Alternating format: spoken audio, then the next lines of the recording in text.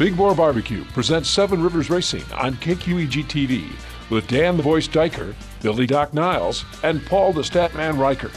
Brought to you by Big Boar Barbecue, Highway 16 West Salem. Big Boar Barbecue, now that's a mouthful. By Carey Heating and Air Conditioning, your residential specialist, serving the La Crosse area since 1929. Carey Heating and Air Conditioning.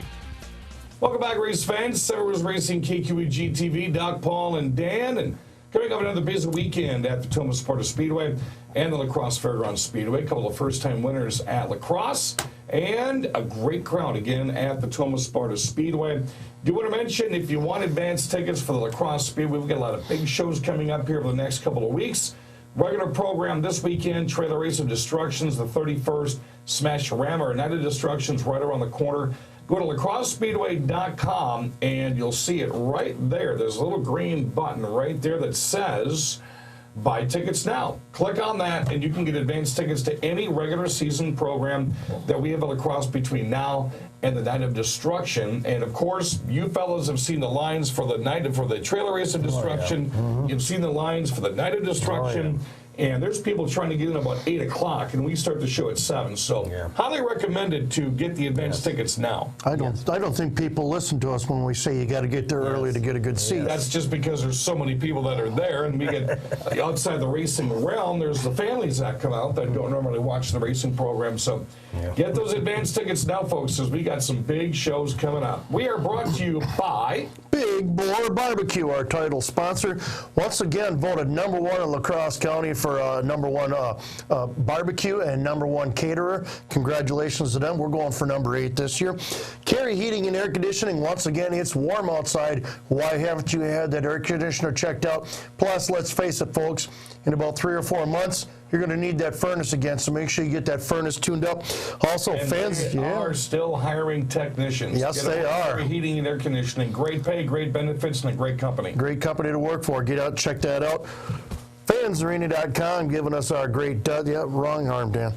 I'm pointing at everything. He touches the whole gamut. I'm pointing at the Fans Arena thing there. And of course, our buddies at Epic Media and Back 40 Vinyl. Great job they did on our sign. Thank you for all being advertising partners in the 2021 season.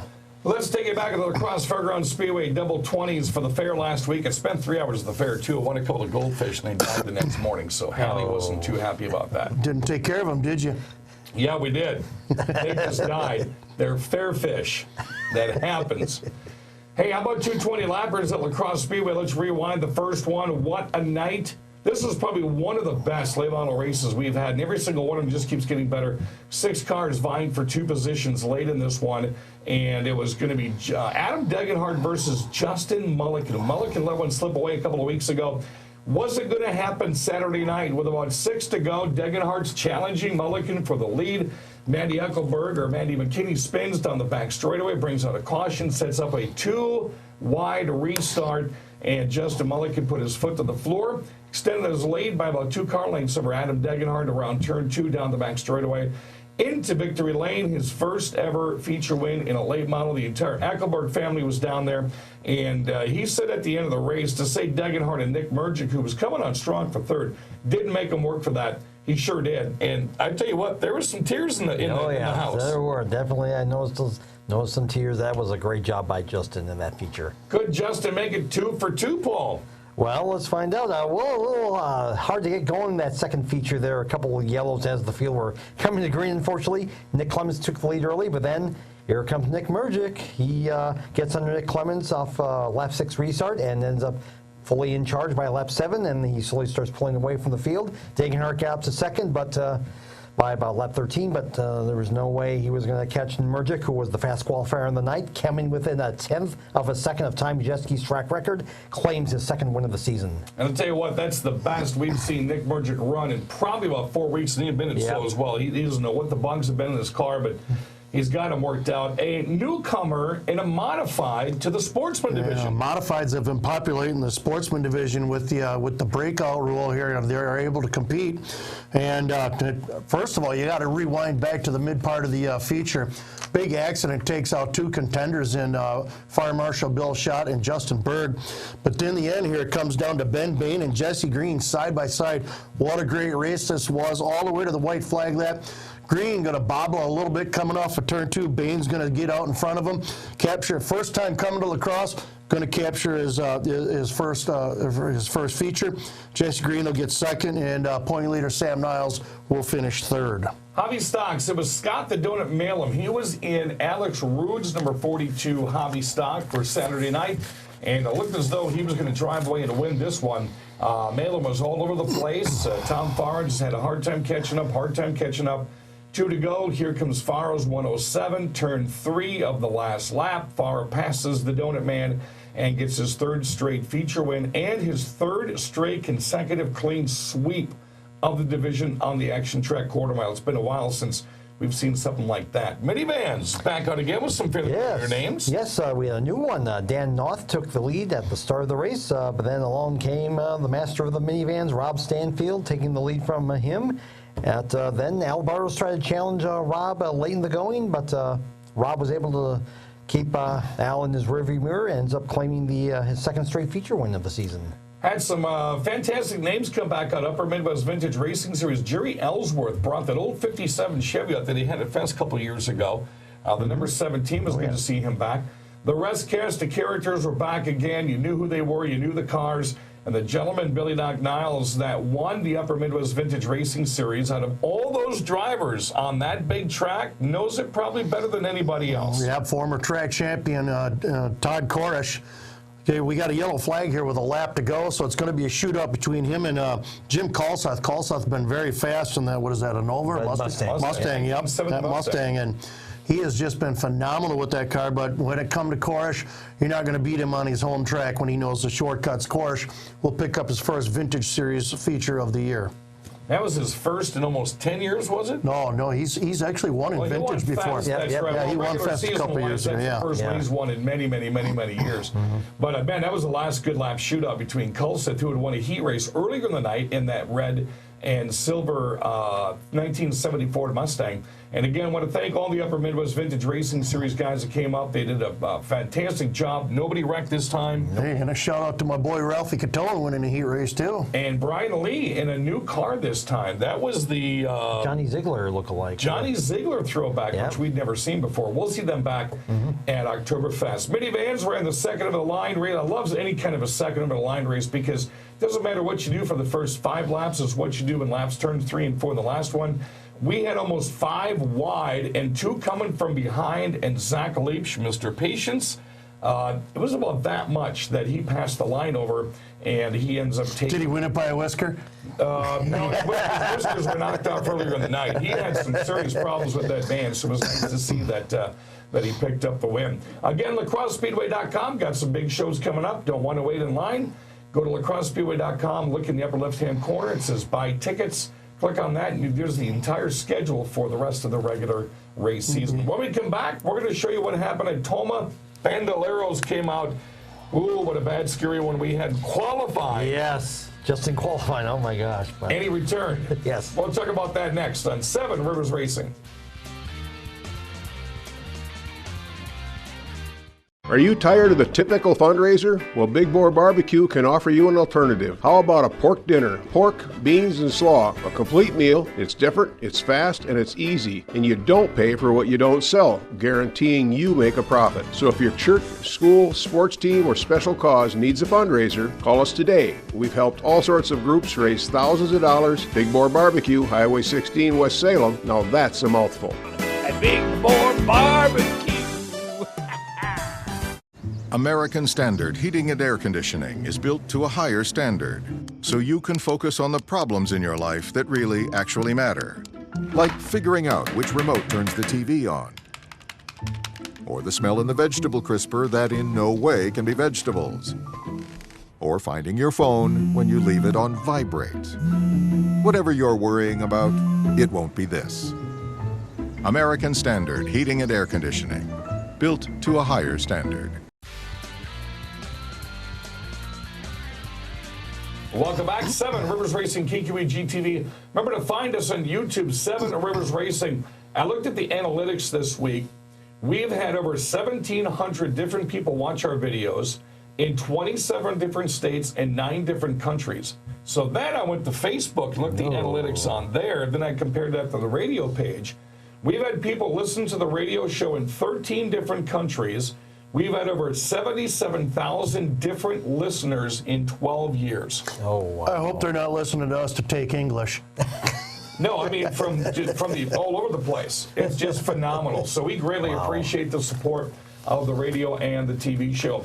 Let's head to the Tomah Sparta Speedway, where the gentleman that blew up the Bando in qualifying, then was looking for a welder, came out and shined. Oh, yes. Alex Hartwig, the multi-time champion of the Bandoleros, had a little accident on the second lap coming out turn 4 in qualifying. Had to get that welder, got the car fixed, came back out for his heat race. Early on, Cole Hens led the way, but then Hartwig got by him just before halfway. Had to deal with a couple cautions here late in the going, one for a Maloof spin out, and then Hens lost a wheel on his car.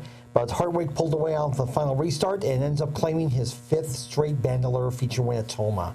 Former INEX national champ and second point state champ Jeff Thompson's son Bentley was out and did a formidable job. I think he picked up a couple of 7th or 8th place finishes. So a nice going. A lot of cars came out as well. In the modifieds, it was Denny Schott again versus cousin Bill Schott, and they battled early on in this one. Kevin Sadler, who had problems, had to bow out of all 3 races last week, came back, looked really, really good this week. Just couldn't get it done with both of these guys going back and forth.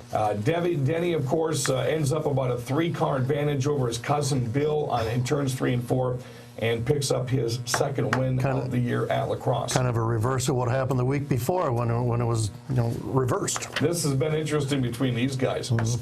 Sportsman, new name, but not to the area. No, not to the area.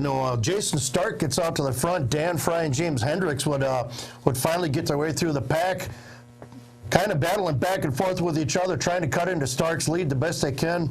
They caught him with about 5 car lengths here just past the halfway point. They're not going to get any closer there. Stark would maintain his lead. He'd go on and he'd bring that bell in victory lane.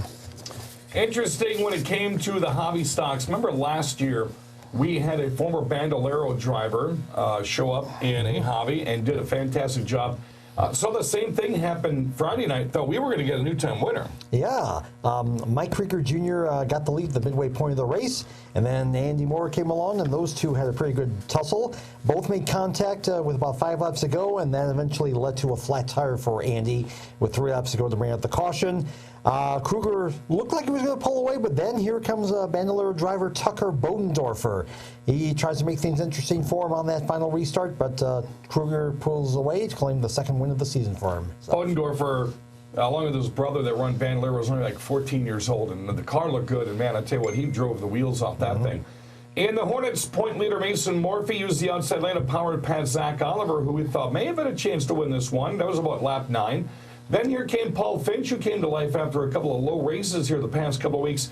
He gets around the Donut Man Scott. Malin with 3 to go. Morphy follows Finch. Those two in a chain attached to each other. They were just dancing in each other's shadows pretty much till the end.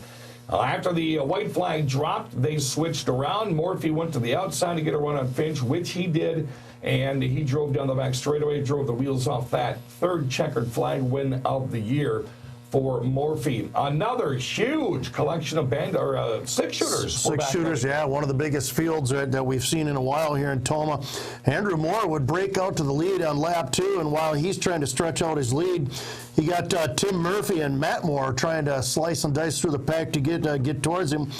They would take over 2nd and 3rd on lap 9 and do their best to catch up to Andrew Moore. They would catch him. Not going to be enough. Andrew Moore stands his ground. He's going to collect his first victory of the season. Of course, Paul likes the chaos races at the Tomah Sparta Speedway because every single one of them involves about 5 or 6 drivers to the end. Oh, yes. This week's chaos race was the tire race, where you had to balance a tire on the hood of your car while driving around the track for 4 laps. We did lose a few cars. We had 9 of them start. 6 of them did finish the race with the tire still on the hood. That's pretty amazing. Yeah, how do you do that? I don't know. Who puts sticky stuff on their I hood don't to know, make sure but that you just thing got goes on? Greg Oliver makes I sure think you there's just no got. illegal I think you just got to slow down in the these turn to ratty get them. tires right off the track, put them right on, Yeah, and send them. If I were him, I'd be buffing them all down with race clays. Yes, and in the end, Justin DeLapp Sr. did the best job of balancing his tire and pulled out to a huge lead, claimed the victory. And of course, he's last year's Chaos champion. Second straight championship coming. Stay tuned. Going to try to get that done again.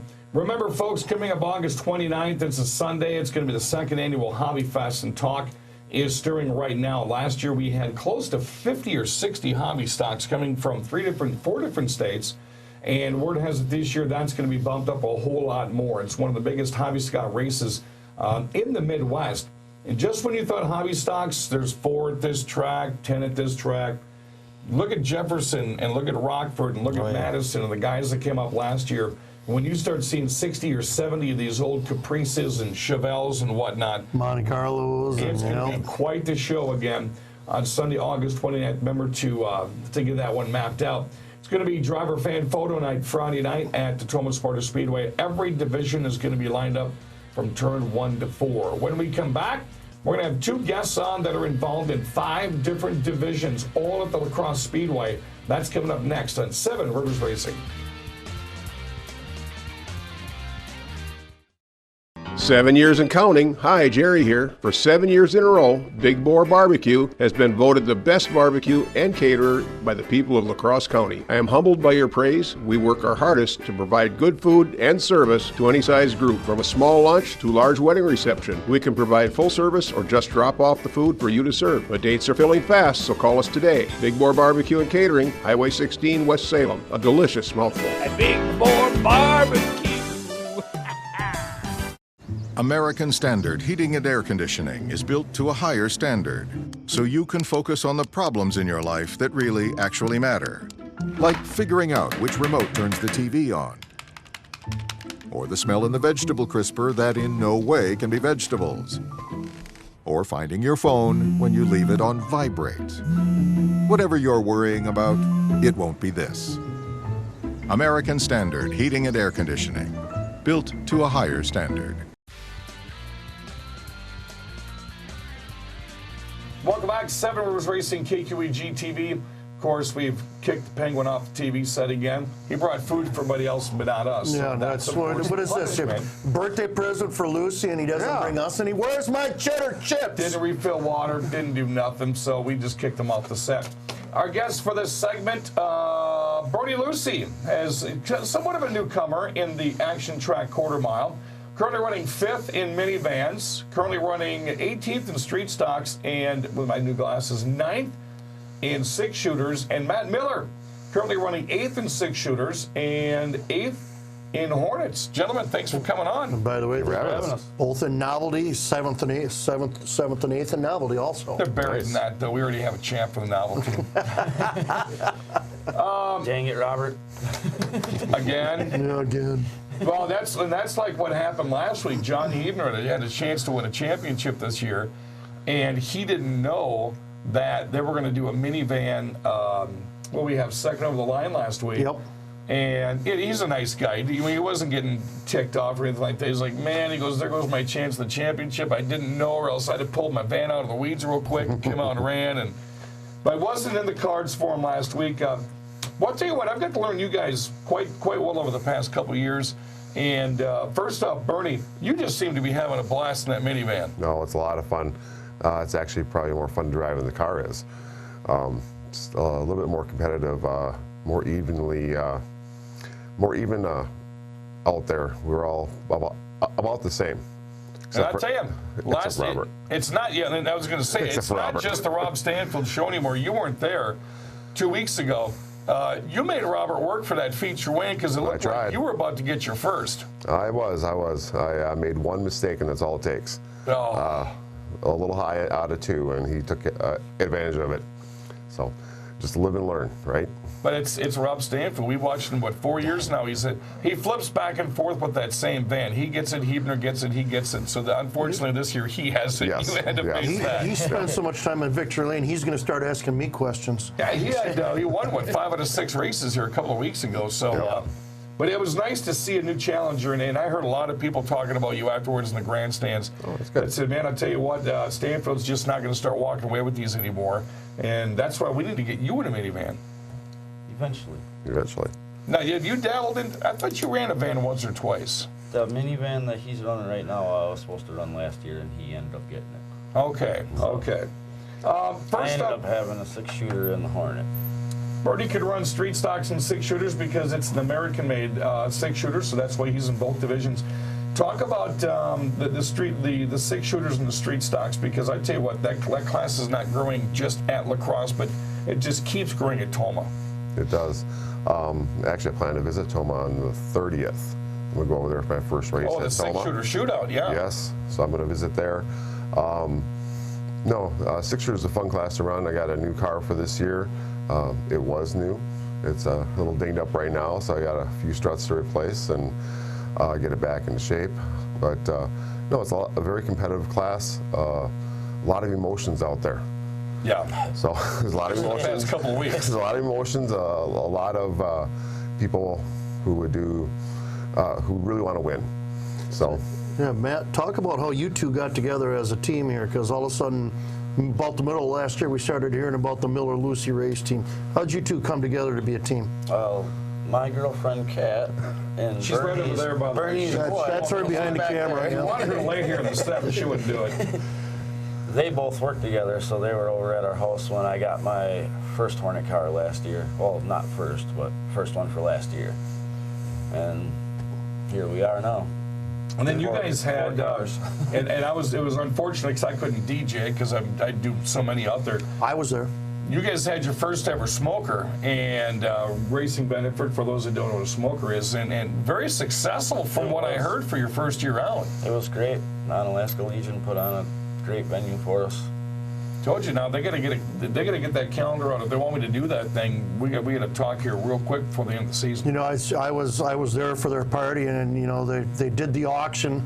You know, not a lot of items like you see at most of them, but just enough to keep people interested. And the big ticket item was Uncle Sweet Lou's bag boards there. Yeah. Yep. Them went for quite a bit. Them went a lot higher than I expected them to, because we had a friend bidding on them, and they quit after a while.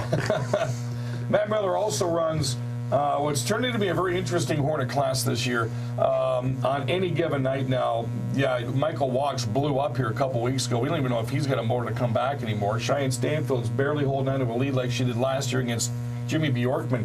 This Hornet class, there's 10 to 15 drivers that can win this on any given night. Right. That's definitely a tough division to run in now. And you're sitting 8th in points, which isn't bad, but you've only got a top 10 this year. What's going to tell you? What do you need to start working up with some of the Bergs and the Cheyenne Stanfields and the Schaumers? Got to put a lot more time into my car. You know, and I've commented to you earlier this year, between the two of you have seen a definite improvement in your program over last year to this year. I did a little homework over the winter, did you guys? A little bit. A little bit studying. This is something I want to do for about 35 years now. Never had the chance. You know, job and family came first. Now we had the opportunity, so this is my first full season racing out in West Salem. So gonna make it a good one. And waiting 35 years, you're knee-deep right into the 6-cylinder blast that's just taking the country by storm, because you can find them anywhere. Any junkyard's got a 6-cylinder. Talk about something else you probably looked at is the economics behind running these classes.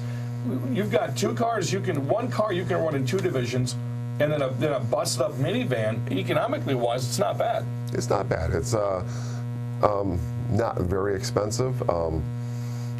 That one smoker pretty much took care of the expenses for our year, so that helped out a lot. We have a lot of people who we could name to helped out with that. We'll mention Sue and Jody right off the top. Kat, Name my wife whoever you Susan. want. Yeah. We got about a minute left. Put Start a lot of naming work names. into it, and that made our season. Without it, we wouldn't be able to do this.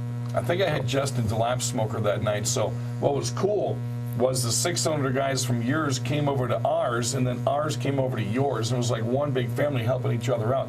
Like Billy said there, I got about a minute left in the program. Talk about the sponsors you guys have that helping you out this year. I would like to thank Brady Martin General Contracting, Supreme Films, Red Balloon. I can't remember. Walk around the car E&R, mentally. right? I was just thinking that too. I'm like, E&R Pilot Cars and on Alaska Legion. And on my car this year, we've got the Cooley Bank Mortgage Division, God's Country Muskies.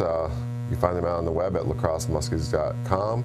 Red Balloon Early Learning Centers, Kramer's Bar and Grill, and J&L Collectibles. J&L Collectibles for mine as well. And last question. A couple of weeks ago, we went to Mary Shill's birthday party at the Speedway, and Paul walked out with a ton of Pringles, and you said you wanted the barbecue. Can you believe that these haven't even been opened in Paul's possession after 2 weeks? That is pretty amazing. I am impressed, Paul. Thank you very much. It's a great birthday present. So Paul needs come here. How'd you Paul. get that seal on so good? Paul, come here.